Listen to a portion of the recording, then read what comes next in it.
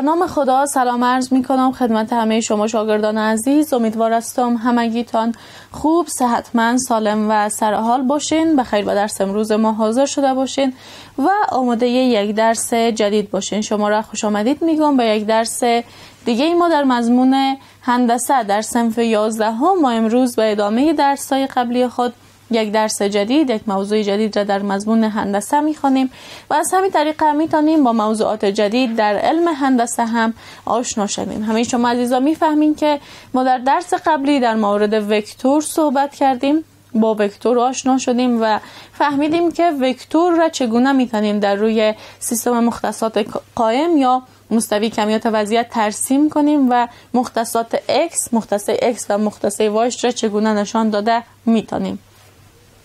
ما امیدوار هستم شما درس‌های قبلیتان را تکرار کرده باشین. امروز با هم دیگه در مورد یک موضوع جدید صحبت می‌کنیم. عنوان درس امروز ما دریافت فاصله یک وکتور و نقطه وسطی یک وکتور در روی مستوی کمیت وضعیت میباشد و این درس ما شامل صفحه 251 و 252 کتاب ریاضی بخش هندسه است. با شکل کلی هدف ما در درس امروزی هست که با هم دیگه یاد بگیریم چگونه میتونیم که فاصله یک وکتور را در روی مستوی کمیت وضعیت دریافت کنیم و چگونه میتونیم که نقطه وسطی یک وکتور را در روی مستوی کمیت وضعیت دریافت کنیم. پس قلم و کتابچه‌تان پیشتان باشه. نکات مهم درس امروز را حتما یادداشت کنید. برای حمایت از ما چینل بیگم اکادمی را سابسکرایب کنید و سپس زنگوله را فشار دهید تا به تمام ویدیوهای درسی ما دسترسی داشته باشید و از آنها مستفید شوید. خب شاگرد عزیز، هرگاه یک مستوی کمیت وضعیت وجود داشته باشه در ابتدا با هم دیگه سیستم مختصات قائم را ترسیم میکنیم که متشکل از دو محور عمود بالای همدیگه می باشه. محور عمودی عبارت از محور وای، تمام قیمت های وای به سمت بالا مثبت، به سمت پایین منفی. محور افقی هم محور x، تمام قیمت های x به سمت راست مثبت، به سمت چپ منفی هست. حالا اگر بر روی مستوی کمیت وضعیت یک وکتور قرار داشته باشه، به طور مثال این وکتوری که با رنگ آبی براتان نشان میدم، یک وکتور وجود داشته باشه و این وکتور به طور مثال وکتور A باشه. اولین کاری که میخوایم در این وکتور دریافت کنیم یا انجام بدیم این هست که اندازه وکتور را پیدا کنیم. اندازه وکتور یا فاصله وکتور A را بین آغاز و انجامش دریافت کنیم. ببینید وکتور از این قسمت آغاز شده و در این قسمت انجام وکتور هست. همین فاصله وکتور چقدر هست در روی مستوی کمیت وضعیت موضوع اول هست که میخوایم دریافت کنیم. شما با یک موضوع دقت کنید. آغاز وکتور هم در روی مستوی کمیت وضعیت یک نقطه هست و انجام وکتور هم در روی مستوی کمیت وضعیت یک نقطه هست. بدون شک شما این موضوع را میفهمید. نقطه آغاز را به طور مثال نقطه P1 اگر نامش را بگذاریم، نقطه انجام را نامش را بگذاریم نقطه P2. شما میفهمید که اگر نقطه P1 را به محور X و Y وصل بسازم، محور X و Y را در دو نقطه قطع میکنم. محور X را ببینید در این قسمت محور X را به این شکل در نقطه X1 قطع میکنه، یا بیاین که خطوط را به شکل منظم تر رسم کنیم. رنگ سیاه براتون رسم میکنم. محور X را در نقطه X1 قطع میکنه و محور Y را هم در نقطه Y1 قطع میکنه. به این شکل محور Y را هم در نقطه Y1 قطع میکنه. نقطه P2 را هم به محورها وصل میسازیم. نقطه P2 محور X را در نقطه X2 قطع میکنه و محور Y را هم در نقطه چی قطع میکنه؟ در نقطه Y2 قطع میکنه. به این شکل در نقطه Y2 ما میخوایم که این فاصله را دریافت کنیم. ببینید یک کاری که در این قسمت انجام داده میتونم این هست که نقطه P2 را به خط مقابلش، نقطه P1 را به خط مقابلش وصل میکنم. به این شکلی خطی که با رنگ زرد براتون ترسیم کردم را خوب دقت کنید. در این قسمت یک مثلث قائم الزاویه تانستیم که ترسیم کنیم که خود فاصله وکتور عبارت از وتر مثلث قائم الزاویه هست. شما میفهمید وتر مثلث قائم الزاویه چگونه دریافت میشه؟ قضیه فیثاغورس را میتونیم تطبیق کنیم که مربع وتر مساوی است با مجموع مربعات اضلاع قائم. هر دو ضلع قائمش را باید دریافت کنیم. ببینید برای این ضلع آیا اگر از تمام x2 x1 را کم کنیم این فاصله به دست نمیآید؟ بدون شک که جوابتان بله هست. شما با این قضیه و با ثبوت قضیه فاصله بین دو نقطه در روی مستوی کمیت وضعی از صنف دهم آشنا هستین. در حقیقت زمانی که فاصله وکتور را میخوایم تعیین کنیم فاصله دو نقطه در روی مستوی کمیت وضعی را تعیین میکنیم که نقطه آغاز و انجام وکتور میباشه. پس شما با ثبوت این قضیه از صنف‌های پایینتر آشنا هستین. این فاصله هم عبارت از y2 منفی y1 هست. حالا اگر شما بخواین که طول وکتور یا اندازه وکتور یا فاصله وکتور را دریافت کنید باید بگید مربع وتر یعنی مربع وکتور A مساوی هست به مجموع مربعات اضلاع قائم یعنی x2 منفی x1 کل مربع جمع y2 منفی y1 کل مربع. حالا اگر اطراف را زیر جذر ببریم به این شکل هر دو سمت مساوات را شما اگر زیر جذر ببریم یا به این جذر را با یک رنگ دیگه نشان بدیم به این شکل هر دو سمت مساوات را زیر جذر میبریم. چرا زیر جذر میبریم؟ به خاطری که ما نیاز داریم فاصله وکتور را دریافت کنیم نه مربع فاصله وکتور را. بنابراین این مربع را باید از بین ببریم. این مربع چه زمانی از بین میره که اطراف را زیر جذر ببریم تا مربع با جذر خلاص شود و فاصله وکتور را بتونیم دریافت کنیم. فاصله وکتور مساوی هست به جذر چی؟ فاصله وکتور مساوی هست به جذر x2 منفی x1 کل مربع جمع y2 منفی y1 کل مربع. این فرمولی هست که شما توسطش میتونید که خود فاصله وکتور را دریافت کنید. ببینید یک بار دیگه براتون تکرار میکنم. یک وکتور در روی مستوی کمیت وضعی داریم. بدون شک هر وکتوری یک نقطه آغاز داره.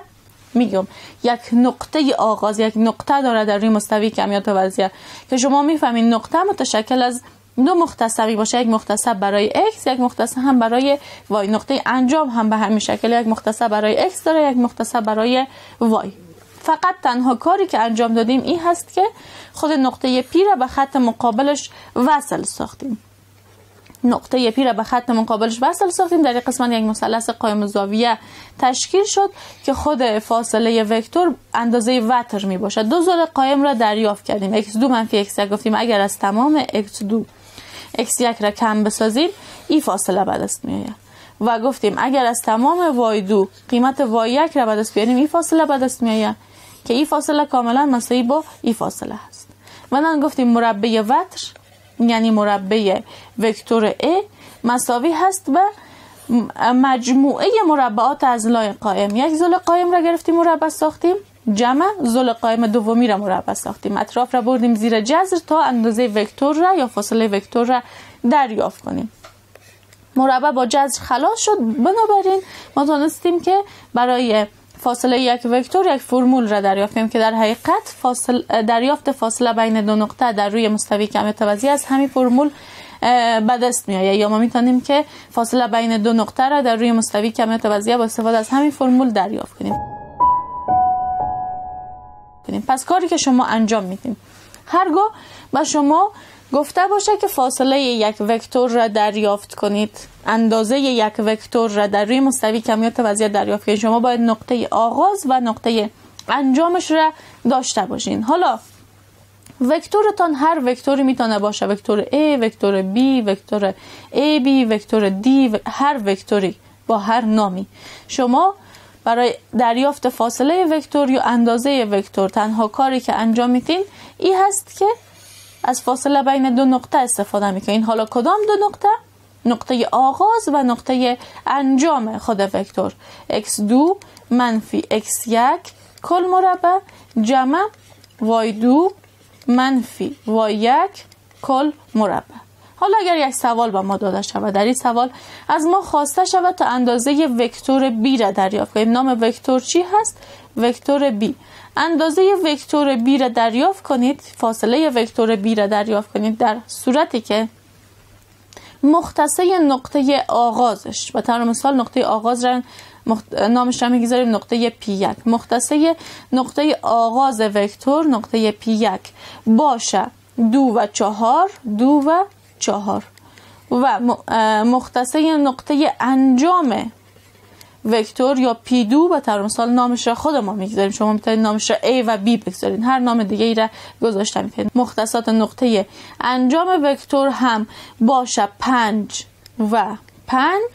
در این صورت شما فاصله وکتور یا اندازه وکتور را دریافت کنید. کاری که انجام میدین این هست که از فرمولی که پیشتر دریافت کردیم استفاده میکنید.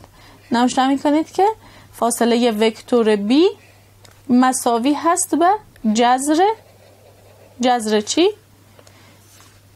علامه جذر نوشته میکنید. بعدا گفتیم که x2 منفی x1 کل مربع جمع y2 منفی y1 کل مربع. حالا نوشته میکنم که اندازه وکتور B یا فاصله وکتور B مساوی هست به جذر به این شکل، جذر دوباره خودش x1 x2 y1 و y2 را باید تعیین کنیم. نقطه اولی که نقطه P1 هست مختصاتش هم x1 و y1. نقطه دومی که نقطه P2 هست مختصاتش هم x2 و y2 باشه. حالا به این قیمت ها رو در داخل فرمول بگذاریم. x2 منفی x1 قیمت x2 چند هست؟ 5. x2 منفی x1 پس 5 منفی 2 نوشته میکنم 5 منفی 2 مربع داره، پس در این قسمت هم مربع خودش علامه جمع خودش. بعدن داریم y2 منفی y1 کل مربع. y2 هست 5 y1 هست 4 پس 5 منفی 4 کل مربع نوشته میکنم 5 منفی 4 کل مربع. نوشته میکنیم که اندازه وکتور B مساوی هست به جذر علامه جذر خودش.